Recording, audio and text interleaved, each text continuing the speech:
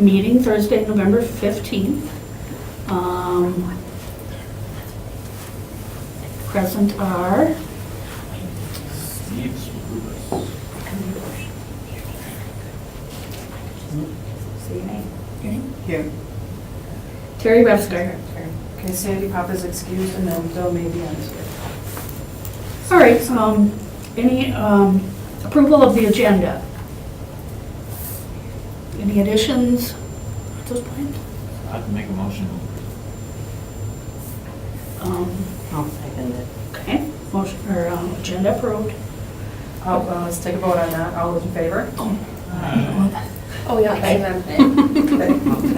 And then I have. Approval of the minutes of the August 23rd meeting. Everybody get a chance to look at the minutes? Did you have any concerns on the meeting? I did. They looked okay. Do we have a motion to approve the minutes? I'll approve the minutes. Okay, and I'll second it. I don't think it was actually here. all in favor of approving the minutes? Aye. All right, under regular business, consideration with possible action on awarding the audit contract to Hawkins Ash for 2019 and 2020 with options for a 3 one-year renewals. Stephanie's gonna handle that. The information was in your packet. We did only receive 2 submissions for this. One was from Shank and the other one from Hawkins Ash. Both good audit firms, but Hawkins Ash was just slightly less. And we have a good rapport with them. That's who our current auditors are. So I feel very confident that they are going to continue to do the great job that they're doing now. So if there's no questions, I would like approval of Hawkins Ash for our continuing audits. Do you need a motion for that or just an approval? I need a motion. I would make a motion to continue then. I'll second that. All in favor? Does this come up then? Yep, it'll come up. Okay. Yep. Give us 1 second. No. Oh, we're gonna actually vote on our machines now. Oh, jeez, that's right. We can take voice votes for like Jeez, the you guys, business like, and- miss a couple meetings and look what happened. So it should pop up on your screen. There we go. Take the vote. Okay.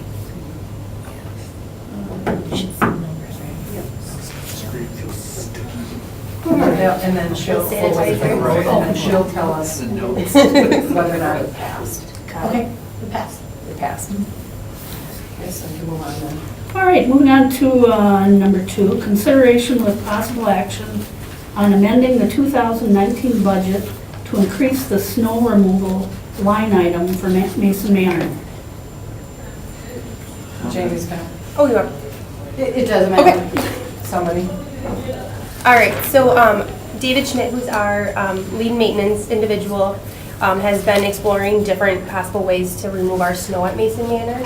So he has looked into purchasing or leasing a skid steer for this season. And if we like this equipment, then the company is offering us to do purchase it and then minus what we paid in lease price for the next 6 months. So we're asking that we increase our snow removal budget item to $7,000.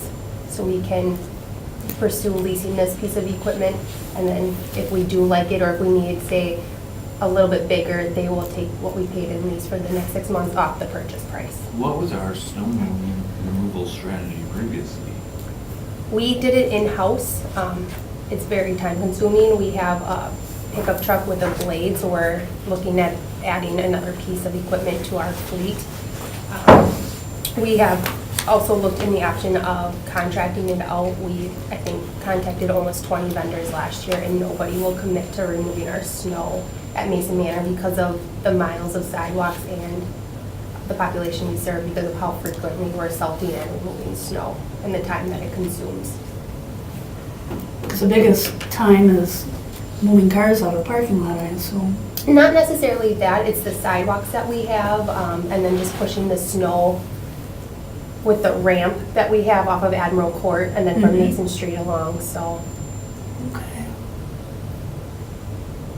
I So- mean, so economically speaking, $7,000 for one season as opposed to the time for the labor to have, I mean, that's the savings, right?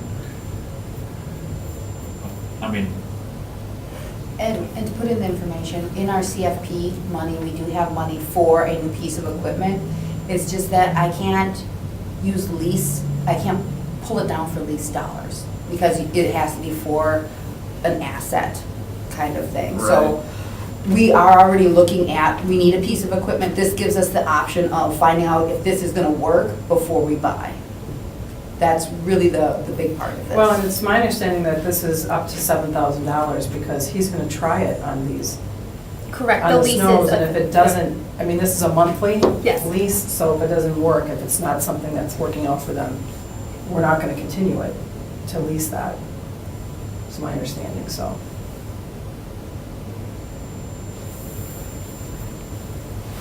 It sounds like you've researched it. I don't see why not. I mean, I know the civil lawsuit, for somebody that spills it, and that will cost us plenty more than $7,000. All right. I'd make a motion to increase that line item for snow removal. I will second that. Like alternatively, for Commissioner Shoveling Day, that's on, Yeah. You can never plan it, though. April that's the 19th. problem. Yeah. It's past year. No way. You clocks ahead, shovels to the shed. For us, our parking areas, we have to get everybody to move the cars out. And then we have to worry about parking on the streets during no snow removal, or no parking on the street time. So we have to do that very quickly. Yes, if you agree. Did everyone vote? I know, waiting for now. Okay. Oh, yep, she's submitting it right now. Okay, I'll pass. All right. Number 3, consideration with possible action regarding flat rents and utility allowances, effective January 1st, 2019. All right, so in your packet, you'll see the spreadsheet. Each year, we have to use HUD's fair market rents to see if we need to adjust our rents for the beginning of the year. HUD submitted or put out the fair market rents for 2019, and they did significantly go up. In your first box on top, you'll see just like the one bedroom, the increase was $591 to $650. For ours, we have to use 80%. That's the minimum that we can charge for our rents. So the 80% fair market rents have been broken down, and you'll see what I'm proposing for our new flat rate rents for 2019. Like I said, they have significantly gone up only because HUD's fair market rents have gone up, and we have to follow their standards. Tenants will continue to pay 30% of their income unless it's beneficial for them to pay the flat rate rent, and that only affects roughly 13 of our Mason Manor tenants. So you can see the change in the flat rate for those 13. On the bottom, on the squares, $48, $58. Otherwise, the majority of the tenants we'll see no We'll increase see in no rent in- because correct. it's 30% of their income regardless.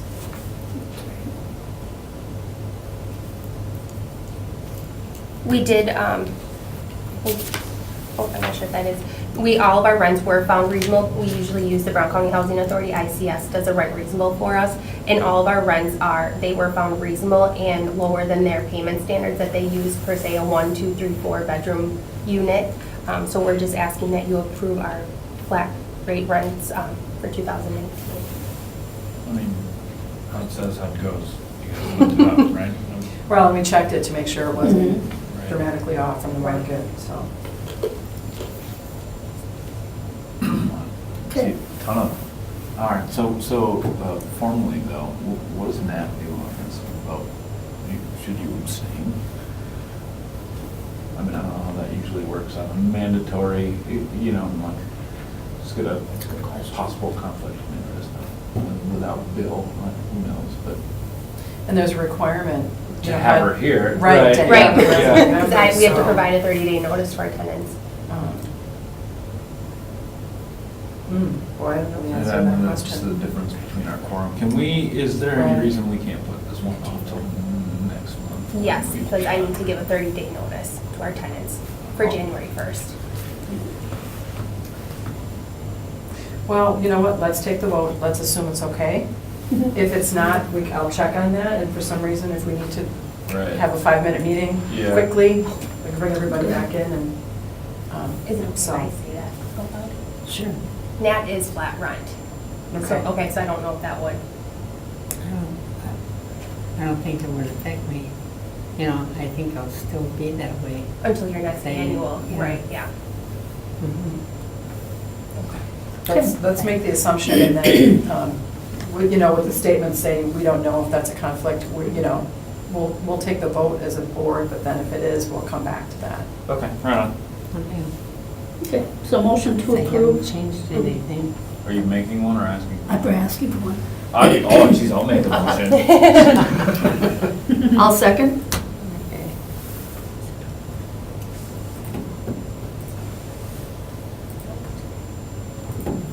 You're supposed to say hi. You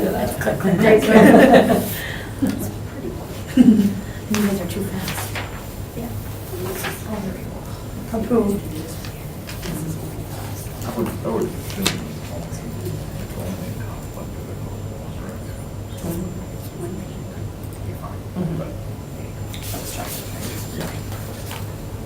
Good. Passed? Sorry. We have you to tell us. Okay, I think I said it out loud. It's okay, sorry. So that passed, all right? Moving on to the informational portion, an update on the WIDA grant. Okay, so who worked on that grant? Stephanie, Robin, and myself. Okay, wrote a grant that we did to get some improvements made at the community room and kitchen at Mason Manor, and we were successful. We received notification that we will receive $25,000. In fact, I don't know if the money's in the bank yet, but they started the process. They are going to be presenting a check to us next Tuesday Tuesday at 2 o'clock. at 2 o'clock at Mason Manor. So if you can make it, great.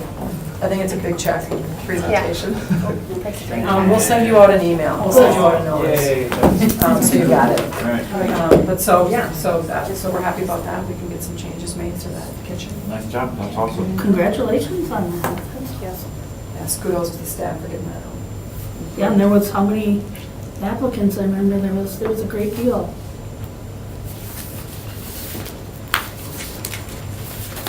$62 applications Yeah.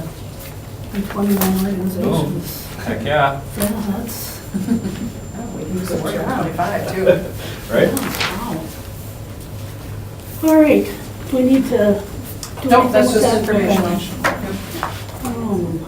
Happy Thoughts, the Green Bay Housing Authority bills. Yes, we haven't met for a while, so there's September, August, September, and October in here. Nothing out of the ordinary, but I did, Nothing out of the ordinary though, kind of standard operating procedure stuff. yes. Yeah, we've had a couple of things in here. We had some generator expenses to get our generator up and working for stuff. I mean, that's something a little out of the ordinary otherwise. And one of the great things is I've had to redact names because we've actually been paying people security deposits back for when they move out, so that's always nice when they clean up after. Wow. Wow. That's good. So.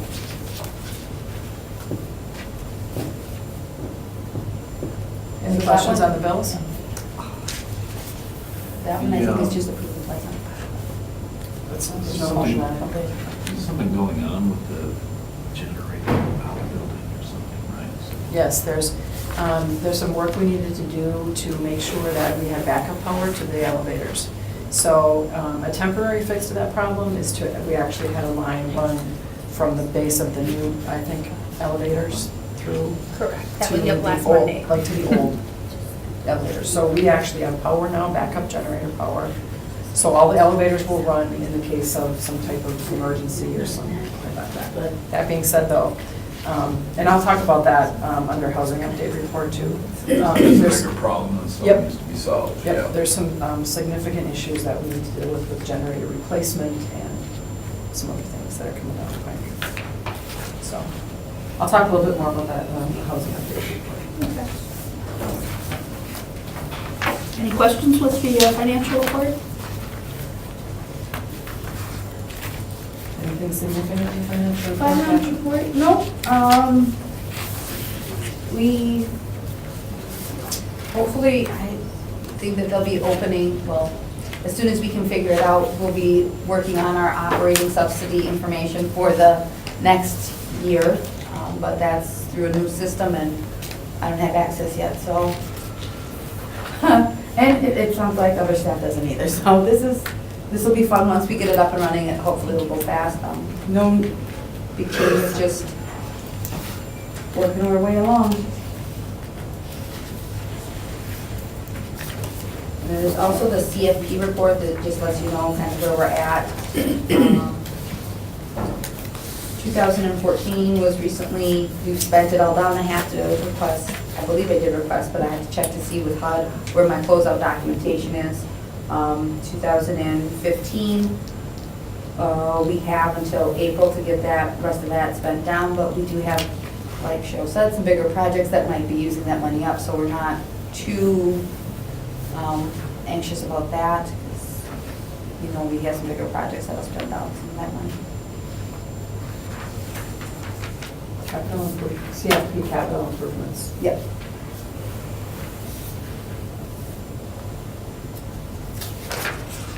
All right. How about the Langdon report? Sure, that's in your packet as well.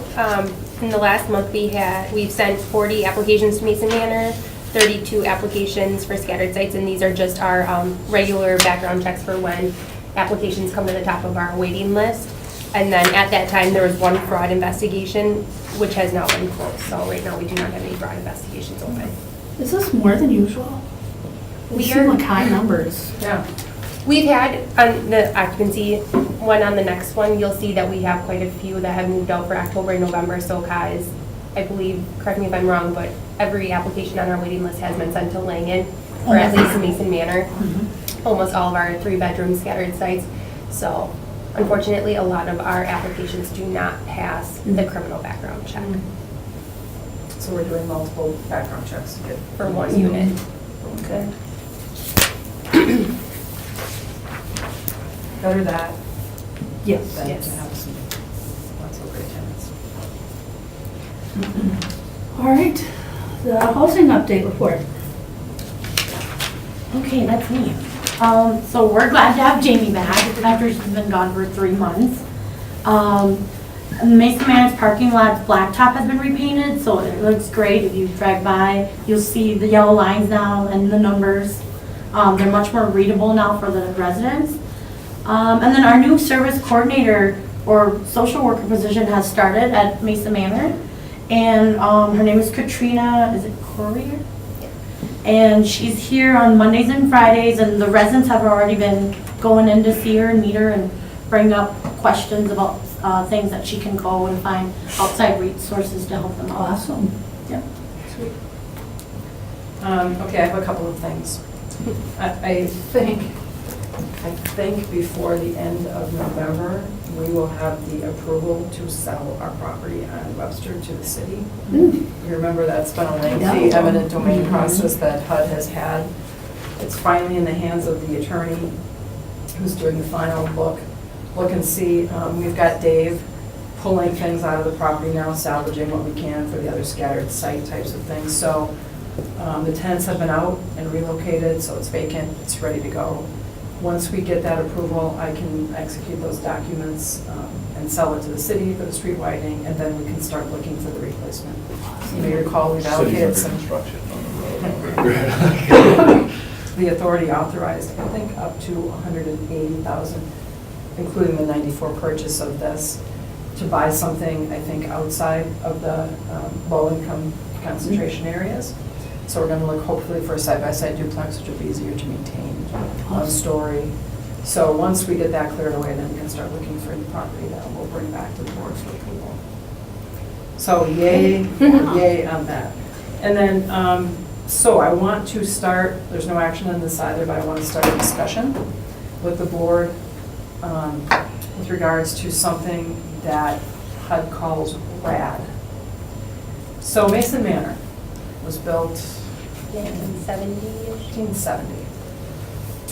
And it's reaching a point now where it's beginning to have some major things that are needing to be done to it, replacing of the roof. We just did some stucco. We've got this generator elevator issue. The units are well maintained but dated. Our building is dated from the 70s. So HUD is encouraging housing authorities to start exploring, it's called RAD, Rental Assistance Demonstration. What it really is it's a way to finance improvements to your building by bringing the private sector in and getting, I think, like low-income housing tax credits, doing some other things, which allows you to do major improvements to your public housing building. You go from the system we're on now for rents, I think it changes to one of two options. One is a project-based voucher, or there might be Project-based rental assistance. right, so the tenants don't pay any more rent, so their rent stays the same. But it gives housing authorities the ability to make some major improvements. Some housing authorities, and Jamie did some research on this, I had a little bit of a presentation. There have been housing authorities that are doing this now in Wisconsin. I think Milwaukee's goal is to change all of it over to RAD, so they're about halfway through that process. Wausau has done it, Merrill, Anago. Wausau's probably closest to us in that they've got a high rise. They don't the program doesn't work well with scattered sites, so those we would need to deal with still. It's more like the ones that were built in the 70s, kind of the high rises. Wausau just kept their building and did major improvements to the building itself, the way it exists. Merrill actually they kind of had the same kind of a building. Merrill built another building next to theirs with like 30 or 40 units, and then took their main building and made the units larger in that building. So it was the same number of units in the end, but they were bigger, improved by that. It's a very lengthy process to go through, and from what they've told Jamie, our partners, they said it's lengthy and horrible and long and difficult, but we would do it again. It's like childbirth, I think. Yeah, I was gonna say, yeah. You know, because the end product is so nice for the tenants as well as for the housing authority. You know, some of the pros with the housing authority is that, and I just realized that there's no more REAC inspections through HUD, which is the nitpicky, you know, when they come through and do those inspections, and we don't have to do those inspections. There's more stability in the rents that are based. We don't have to do annual or 5-year plans to HUD because it's a different housing product. And I think was it Wausau? The period of time that they financed after that period was completed, the housing authority could buy the building back for $1 or something. So there are provisions in it to keep it public housing, and once the tax credits are spent or whatever that is, there's the ability for the housing authority to get back. So lots of stuff we need to figure out.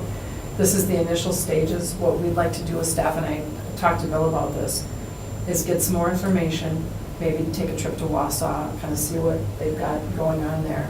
And then either bring someone in from a community that's done this already to talk to the board about whether this is a good idea for us. It's done by developers is how it works, like Baker Tilly, I think there are some others, 3 or 4, I think, that do this type of, they put the projects together for the board. So we need to do a little bit more work on it as staff. Do we have a feasibility study on Mason Manor? That's part of a RAD application is a feasibility study. Right. So even if you get a developer in, you know, there's a lot of study that goes on. You need to be able to quantify. Exactly. That built in the 70s and it's old. I mean, well, I believe you. You know, I mean, like that, I don't know. Yeah, so we're just talking about looking into it further. So. Yep, that's kind of a report out that we're going to do some more footwork on it to get more information to the board. Because probably at some point, if the board's like, yeah, we should check it out, we would probably RFP for a developer to come in and then do all of that feasibility work, because they've got to make money on it too. It's a development project, so if it doesn't work, we don't go forward, but. So you sell it to them through the process and the tax credits, and then they Correct. sell it back to you? I believe so. Or I think the Housing Authority somehow stays attached to it with a buyback provision of some kind, but, and I think each one is different. That's the other thing, when they put the deal together, each one is different. Like, we have some, part of the concern I have is the amount of work we need to have done at Mason Manor is going to exceed the money we're getting from HUD. Sure. And just speaking with And that's- David on this generator, this new generator we need to put in, and we have to house it in a building. I mean, they were talking a $500,000 project. And we saw we've got about 600,000 or 700,000, I think, in that money. Yeah. And that doesn't include Yeah, but I interior mean, like, stuff. Well, the elevator is the one, the elevator in the lobby, that's, When you Yeah, need more it's than older you've one. got. that's Right. when you rebuild it, right? Exactly, exactly. So I just wanted to get, that's kind of an update on what we're looking at. But we'll do some more footwork, we'll get some more information, and then I think at the December meeting, we'll bring it back, either with a presenter, a speaker, or next steps. So wanted to give you a heads up though that we're looking at that. where does So, the burden of the work fall on this? Probably the three of you? Or is it- Staff, the developers, contractors, yep. I mean, I think everybody kind of works together because, we don't want to, we're not displacing tenants either. So depending on how that works, part of the reason it takes so long is we need to Yeah. move tenants. If we're going to build new on site, we move tenants to the new and then start doing the old. So it's a big project that way, because we don't have an empty building. So we want to keep tenants happy and not disrupt their life a lot best we can, so it's a good thing. But, I think, Jamie, one of the places you talked to when they were done, they had like a movie room. A Yeah, movie they had theater, great a amenities. coffee room, just very top notch. Really nice Very amenities, impressive. which makes it more marketable Yep. too, I think. Just the units were all redone, new appliances, new carpet.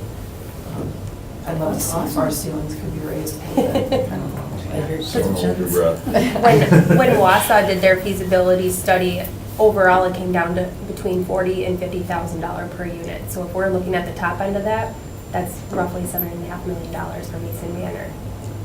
So, Bigger kitchens. It's not, like, square footage wise, it's not outrageous, but, Right. It's the trade-off on where's it coming from. Mhm. Right, that's the Right. intimidating part. And- Architecture's easy, right? I mean, Right. that.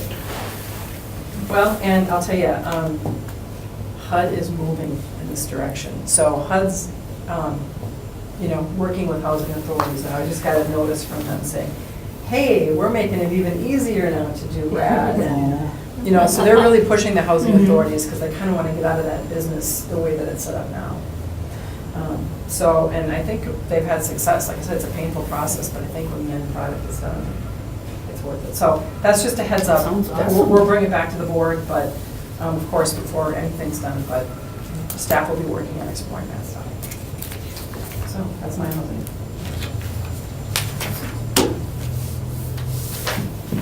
Where are we? Occupancy report for the month of November. all right, that is in your packet as well. We had quite a few move-outs at the end of October just for losing some of our tenants for assisted living or moving in with family. We had a few for reasonable accommodations that we did transfer in-house. For scattered sites, we did have the eviction for the unreported household member, and we are really turning our units with major improvements that are required less than 30 days. So kudos to our maintenance staff and with Kyle, working with them, getting applications into Langdon and Associates. Right now, we're waiting for units to be ready. We have applicants ready to go, so we're doing really good. It's just we've been getting a lot of vacancies, but it's all reasons that we need to hold our tenants accountable for, or reasons in their life that they need to move on. And what a turnaround from the sheet. Yeah. Like, look at I was these just dates. gonna- Man. I'm looking at these dates on the top, and they're all 18, they're all, Yeah. right? They're, Within I a don't month see or any two, 17s, I don't see any 16s, right? Yeah. All within 30 days. That Yep, is which is great, that's amazing. fabulous.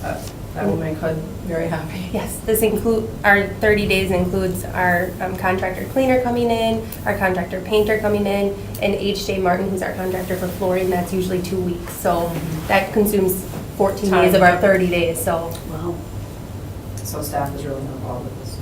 I guess.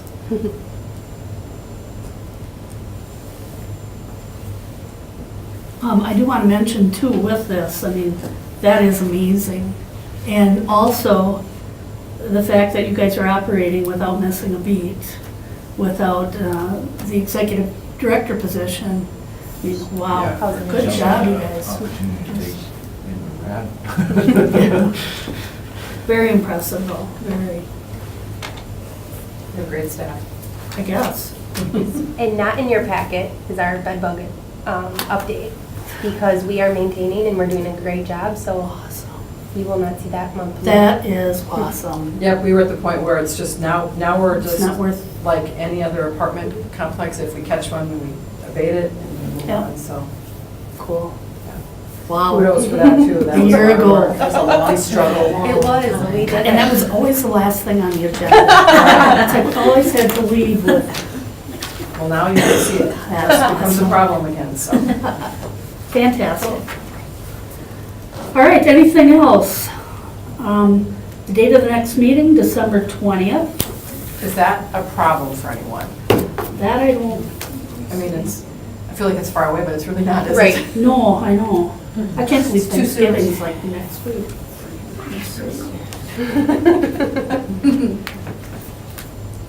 I think we have to meet, maybe or not. If we don't have to meet, if we're just gonna meet for a RAD update, we can do that in January. Okay. So if we don't have any actionable items, I won't call the meeting, because I don't wanna call you in if we don't, if we don't need to. The one thing I would have to meet till January. Okay, so that it may be December 20th if we need to bring you in Okay. otherwise. All right then, Do you need a motion to adjourn? Sure. yes, I would make that. all right. And then you can just do a voice vote on Okay. that. What? You can do a voice vote on that. Okay. All in favor of adjourning? Aye. All right. All right. This is so cool though. Wow. There we go. Okay, You now we guys have to sign off. Jesse, does Nat have